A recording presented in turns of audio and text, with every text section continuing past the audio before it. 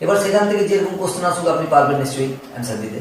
আপনার সিলেবাসে civil preparation শুধু এইটুকু লেখা আছে, তার মানে এই নয় যে সিভিল প্রিপারেশন কাকে বলে বা কটি পদ্ধতিতে করা হয়, এটা তো নয়। তা সিভিল প্রিপারেশন সংক্রান্ত আনুষঙ্গিক যা যা কোশ্চেন হতে পারে সেগুলো সব কভার করতে হবে আপনাকে, তবে বুঝবেন আপনার প্রিপারেশন কমপ্লিট হলো।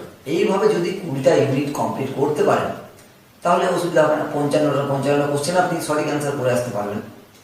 হ্যাঁ, আবার এমসিকিউর ক্ষেত্রে আরেকটা কোশ্চেন, আরেকটা বিষয় মাথায় রাখবেন, যেটা হচ্ছে যে 4টে অপশন থাকছে সেই 4টে অপশনের মধ্যে যদি মনে হয় যে কোনো অপশনটাই কমপ্লিট নয়, অ্যাকুরেট নয়, তখন নিয়ারেস্ট যেটা সেটাকে আপনাকে অপশন হিসেবে চুজ করতে হবে, অ্যান্সার হিসেবে চুজ করতে হবে। ঠিক আছে?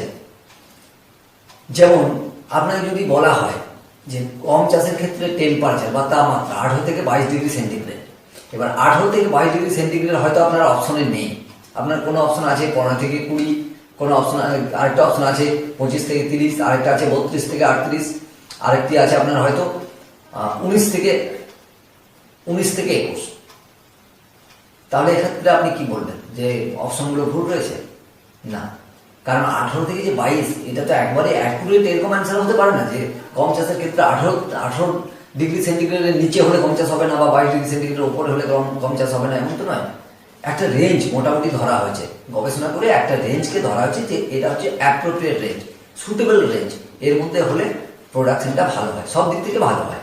তাহলে সেটা যদি না পাচ্ছেন তখন নিয়ারেস্ট যেটা রয়েছে 19 থেকে 21, আপনাকে সেটাই অপশন হিসেবে চুজ করতে হবে।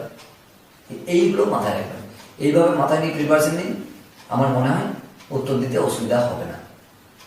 আর এখন কোশ্চেন পদ্ধতি বা পরীক্ষা পদ্ধতি চেঞ্জ হবে কিনা এই নিয়ে আপনাদের চিন্তার কোনো কারণ নেই। চেঞ্জ হয়ে গেলে যথাসময়ে কমিশনের তরফ থেকে সরকারিভাবে জানানো হবে, সেই অনুযায়ী আপনারাও আপনাদের প্রিপারেশনের পদ্ধতি চেঞ্জ করবেন।